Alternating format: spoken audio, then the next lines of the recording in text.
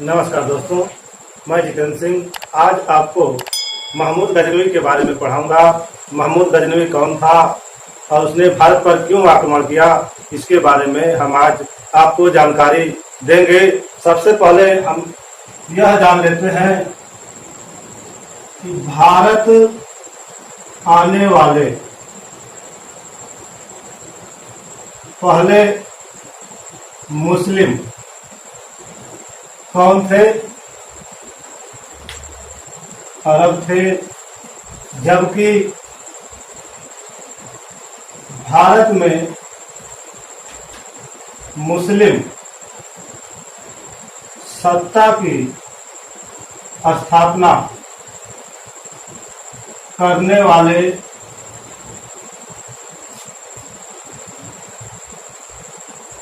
तुर्क मुस्लिम थे। जैसा कि आप जानते हैं, भारत में सबसे पहले आने वाले मुस्लिम कहाँ के थे?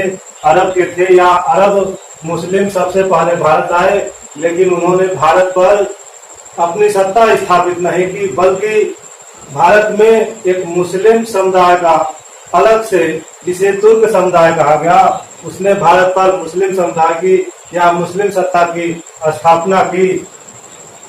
क्वेश्चन आता है कि तुर्क कहाँ के थे और कैसे या किस बिरादरी से संबंधित थे, जान लेते हैं। तुर्क चीन से बिलोंग करते थे। चीन के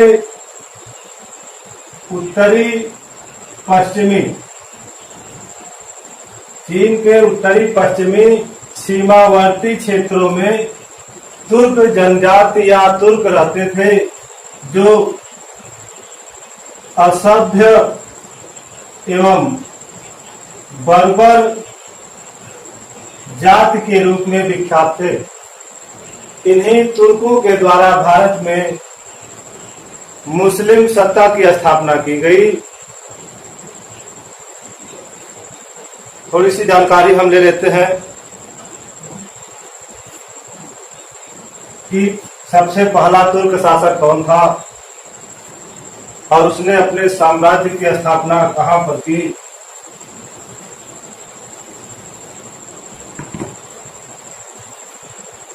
सबसे पहला तुर्क शासक अल्पतगीन था। अल्पतगीन के बारे में हम थोड़ी सी मालूमात कर लेते हैं।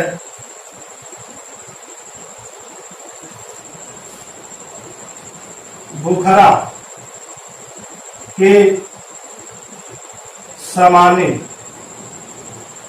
साम्राज्य का एक शासक था,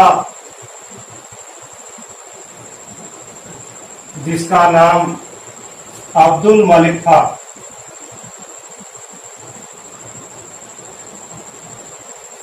इस अब्दुल मलिक के यहाँ पर एक दास था और उस दास का क्या नाम था? अल्पतगीन नाम था। अब्दुल मलिक का दास अल्पतगीन, जब समानी साम्राज्य का पतन हुआ, अब्दुल मलिक के मृत्यु के बाद समानी साम्राज्य पर अल्पतगीन कब्जा कर लेता है और एक स्वतंत्र राज्य की स्थापना करता है। स्वतंत्र राज्य की स्थापना करता है और अपनी राजधानी गजनी को बनाता है। इस प्रकार तुर्की साम्राज्य का प्रथम शासक या संस्थापक अल्पतगीन को मानेंगे। अल्पतगीन के मृत्यु के बाद इसका एक दास रहता है, जिसे यह अपना दामाद भी बना लेता है, जिसका नाम था सुबुक्तगीन। अल्पतगीन के मृत्यु के बाद गजनी का अगला शासक उसका दास एवं दामाद सुबुक्तगीन बनता है। सुबुक्तगीन की क्या विशेषताएं हैं? सुबुक्तगीन ने सर्वप्रथम भारत पर तुर्क आक्रमण किया था। यानी भारत पर सर्वप्रथम तुर्की आक्रमण किसने किया? सुबुक्तगीन ने किया था। कब किया था इसने आक्रमण? 986 ईस्वी में इसने भारत पर आक्रमण किया। जब सुबुक्तगीन भारत पर आक्रमण करता है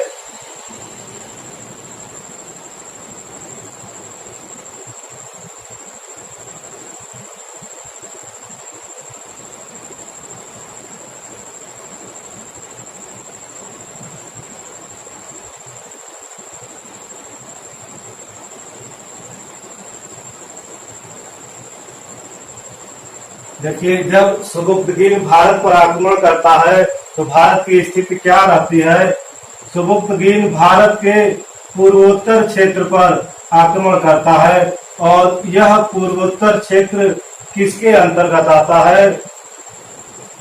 हिंदू शाही राजवंश। हिंदू शाही राजवंश का एक शासक होता है जयपाल। हिंदू शाही शासक जयपाल का शासन होता है भारत के उत्तर पश्चिमी क्षेत्र पर। इसी क्षेत्र पर सुबुक्तगीन के द्वारा आक्रमण किया जाता है। तो सुबुक्तगीन ने सर्वप्रथम हिंदू शाही शासक जयपाल के विरुद्ध आक्रमण किया। इस आक्रमण में जयपाल की हार होती है।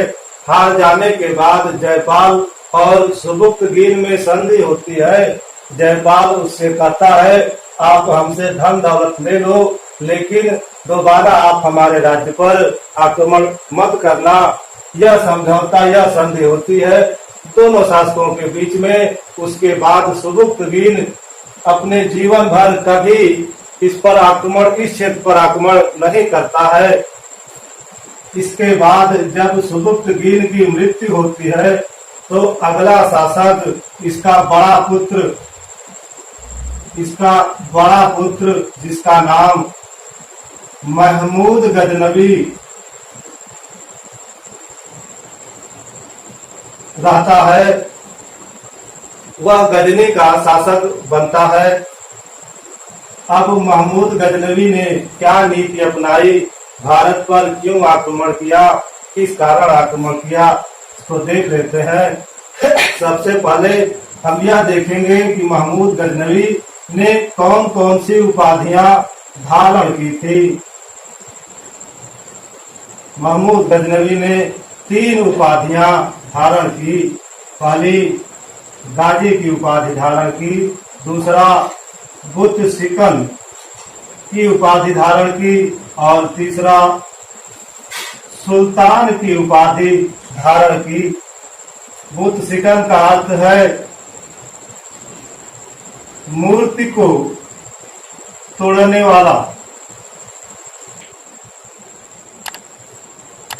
सुल्तान महमूद गजनवी वह पहला शासक है जिसने सुल्तान की उपाधि धारण की। तो सुल्तान की उपाधि सर्वप्रथम महमूद गजनवी ने धारण की। यह याद रखिएगा, महमूद गजनवी को खलीफाओं के द्वारा 2 और उपाधियां दी जाती हैं। कौन कौन सी? खलीफा के द्वारा पहली उपाधि है यामिन उद दौला की उपाधि दी जाती है, जबकि दूसरी उपाधि आमिन उल मिल्लत की दी जाती है।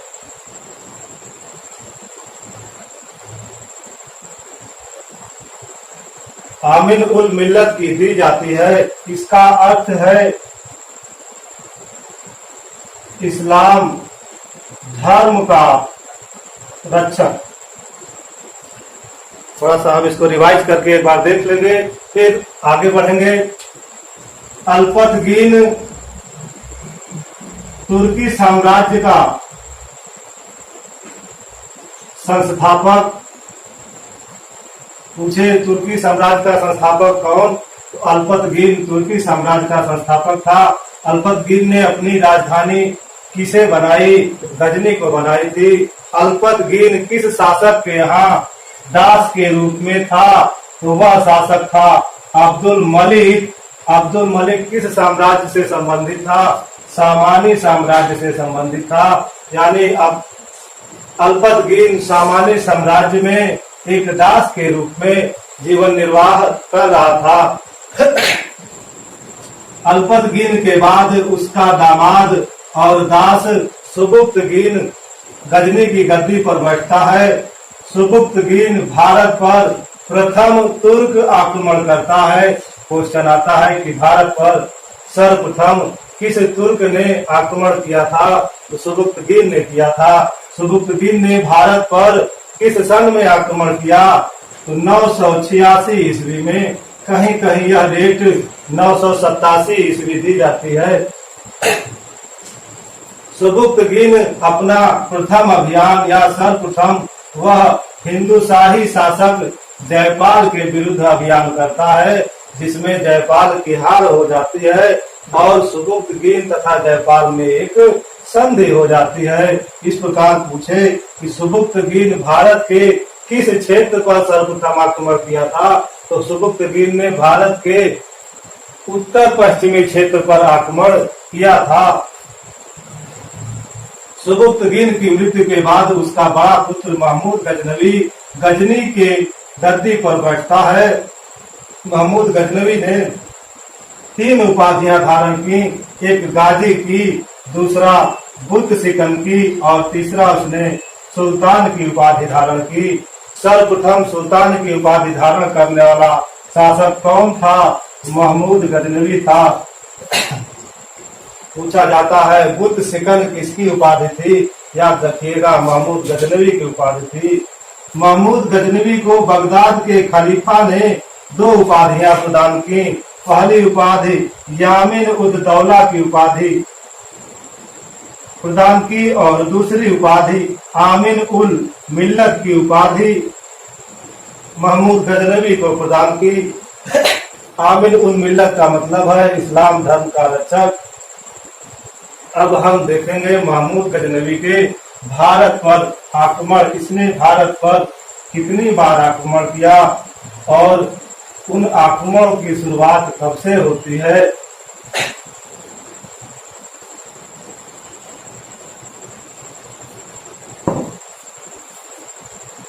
महमूद गजनवी ने 1000 से लेकर 1027 के बीच भारत पर 17 बार आक्रमण करता है। पूछा जाए महमूद गजनवी ने कुल कितनी बार आक्रमण किया? तो 17 बार आक्रमण किया था। महमूद गजनवी के 17 आक्रमण पढ़ने की जरूरत नहीं है, क्योंकि इसके 2-4 ही आक्रमण फेमस हैं जो परीक्षा की दृष्टि से काफी महत्वपूर्ण है। उन्हीं को हम देखेंगे। जैसे महमूद गजनवी का प्रथम आक्रमण। महमूद गजनवी का प्रथम आक्रमण। महमूद गजनवी ने भारत पर 1000 ईस्वी में आक्रमण किया था। किस क्षेत्र पर आक्रमण किया था? उत्तर पूर्वी क्षेत्र पर, उत्तर पश्चिमी क्षेत्र पर आक्रमण किया था। उत्तर पश्चिमी क्षेत्र किसके अंतर्गत था? हिंदुशाही शासक जयपाल के अंतर्गत उत्तर पश्चिमी क्षेत्र पड़ता था, जो पंजाब के अधीन आता था। अगर पूछा जाए कि महमूद गजनवी का प्रथम आक्रमण उत्तर पश्चिमी क्षेत्र या पंजाब के सीमावर्ती क्षेत्रों पर था, पंजाब के सीमावर्ती उत्तर पश्चिमी क्षेत्रों पर था प्रथम आक्रमण। महमूद गजनवी क्या करता है, पंजाब के उत्तर पश्चिमी क्षेत्र पर आक्रमण करके वहां से धन लूट करके अपने साम्राज्य गजनी वापस लौट जाता है। महमूद गजनवी का दूसरा आक्रमण, महमूद गजनवी ने दूसरा आक्रमण 1001 ईस्वी में पंजाब क्षेत्र पर किया और इस पंजाब क्षेत्र का शासक कौन था? जयपाल था। एक बात ध्यान दीजिए, इस जयपाल को महमूद गजनवी के पिता सुबुक्तगीन ने भी हराया था। अब उसका बेटा महमूद गजनवी भी जयपाल को क्या करता है? परास्त करता है। ध्यान दीजिएगा, महमूद गजनवी जब जयपाल को परास्त करता है तो वह हिंद के युद्ध के नाम से जाना जाता है, या बहिंद के प्रथम युद्ध में महमूद गजनवी ने जयपाल को हराया था। हराने के बाद वह जयपाल को छोड़ देता है, जयपाल से धन लेकर के, और वापस चला जाता है अपने साम्राज्य गजनी। लेकिन इधर एक घटना घटती है, जब जयपाल युद्ध से अपने घर वापस आता है, उसको बहुत आत्मग्लानि होती है, बहुत ज्यादा पछतावा होता है। क्यों? क्योंकि सोचता है कि मैं इसके पिताजी से भी हारा था और इससे भी हार गया और यह हमारे साम्राज्य को तहस नहस करके चला गया, हम अपने साम्राज्य को नहीं बचा पाए। इसी आत्मग्लानि में जयपाल क्या करता है? आत्महत्या कर लेता है। मध्यकालीन भारत में आत्महत्या करने वाला प्रथम शासक कौन? तो आप जयपाल को लगाएंगे। वह हिंद का द्वितीय युद्ध, यह युद्ध जयपाल के पुत्र आनंदपाल तथा महमूद गजनवी के बीच होता है, जिसमें गजनवी की जीत, आनंदपाल की हार होती है। दूसरे आक्रमण में आपको इतना ही ध्यान देना है। अब हम इसका 16वां आक्रमण देखेंगे। महमूद गजनवी का 16वां आक्रमण बहुत इंपॉर्टेंट है, अधिकतर यहीं से प्रश्न उठते हैं। 16वां आक्रमण उसने 1025-1026 ईस्वी के बीच किया था। महमूद गजनवी ने अपना 16वां आक्रमण कहाँ किया? सोमनाथ मंदिर पर किया था। यह सोमनाथ मंदिर कहाँ स्थित था? गुजरात में स्थित था। और गुजरात का शासक कौन था? गुजरात का शासक भीमदेव या भीम प्रथम था। जब महमूद गजनवी सोमनाथ पर आक्रमण करता है तो वहां का शासक भीमदेव गुजरात छोड़ करके भाग जाता है। मंदिर की रक्षा वह ब्राह्मणों के ऊपर छोड़ करके चला जाता है।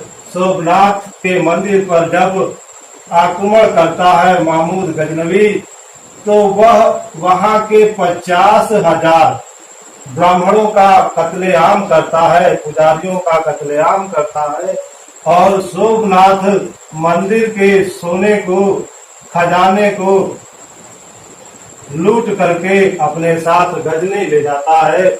एक कार्य और करता है, सोमनाथ मंदिर के आसपास जितने मंदिर होते हैं वहां की सारी मूर्तियों को उठवा करके गजनी ले जाता है और गजनी में क्या करता है? मस्जिद की सीढ़ियों पर इन मूर्तियों को बिछवाता है और उन मूर्तियों के ऊपर आदेश देता है कि जब कोई मुसलमान मस्जिद में नमाज पढ़ने जाएगा तो इन मूर्तियों के ऊपर पैर रख करके जाएगा। इसीलिए महमूद गजनवी को क्या कहा गया? बुत सिकम कहा गया, मूर्ति भंजक कहा गया। महमूद गजनवी का 17वां आक्रमण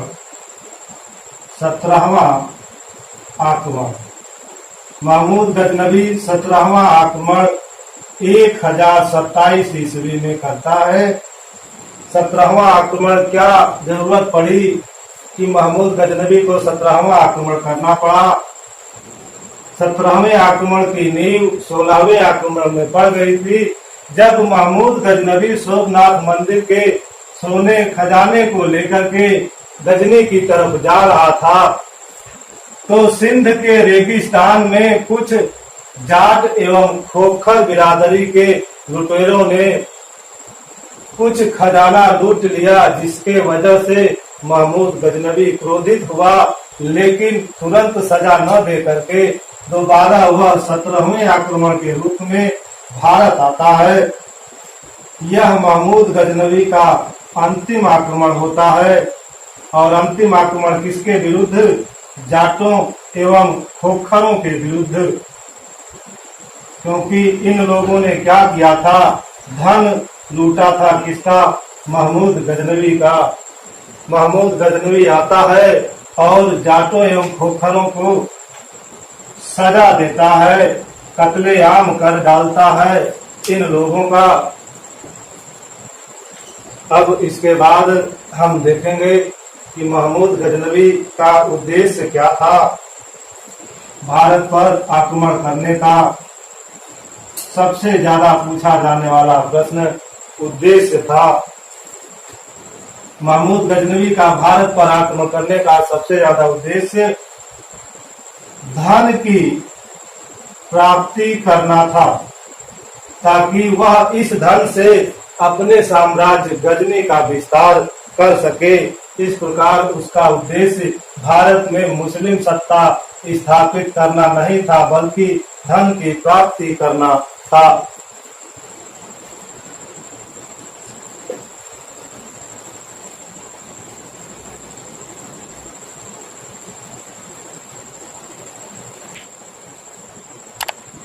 अब देख लेते हैं महमूद गजनवी के दरबारी विद्वान। महमूद गजनवी के दरबारी विद्वानों में सबसे पहला विद्वान अल बरूनी था। सबसे पहला विद्वान अल बरूनी, जिसने किताब उल हिंद की रचना की।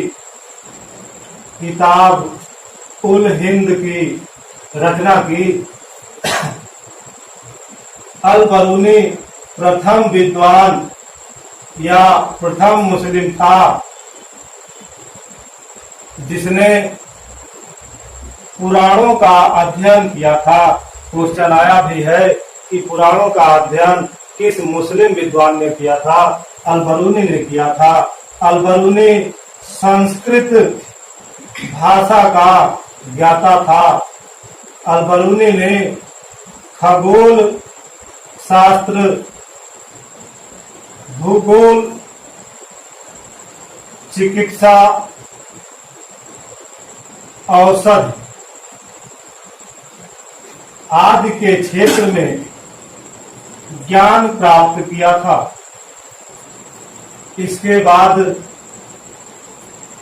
अगला उसका दरबारी विद्वान बैहाकी था। बैहाकी ने तारीख ए सुबुक्तगीन की रचना की। तारीख ए सुबुक्तगीन की रचना की थी बैहाकी ने। बैहाकी को पूर्व का होमर कहा गया। पूर्व का होमर नहीं, पूर्व पेप्स की उपाधि दी गई। इस प्रकार बैहाकी तारीख सुबुक्तगीन की रचना करता है और उसे किसकी उपाधि दी गई थी? पूर्व पेप्स की उपाधि उसे दी गई थी। इसके बाद अगला दरबारी विद्वान फिरदौसी था। फिरदौसी की कहानी बड़ी दिलचस्प है। फिरदौसी ने शाहनामा नामक पुस्तक लिखी और इसे पूर्व का होमर कहा गया। पूर्व का होमर किस विद्वान को कहा गया? फिरदौसी को कहा गया। और शाहनामा पुस्तक किसने लिखी? फिरदौसी ने लिखी। बड़ी दिलचस्प कहानी है। महमूद गजनवी ने फिरदौसी से कहा कि तुम हमारे और हमारे साम्राज्य के बारे में एक पुस्तक लिखो, उसके बदले हम तुमको 60,000 सोने की मुद्राएं देंगे। फिरदौसी ने कहा ठीक है। फिरदौसी ने जब शाहनामा की रचना पूरी कर दी तो वह इस पुस्तक को लेकर महमूद गजनवी के पास जाता है और महमूद गजनवी क्या करता है कि जैसा कि उसने कहा था 60,000 सोने की मुहरें देने का, वह इसके बदले क्या करता है? चांदी की मुहरें फिरदौसी को देता है। फिरदौसी यह देख करके क्रोधित हो जाता है और चांदी का सिक्का नहीं लेता और उसका राज्य छोड़ करके बाहर चला जाता है दूसरे देश की तरफ।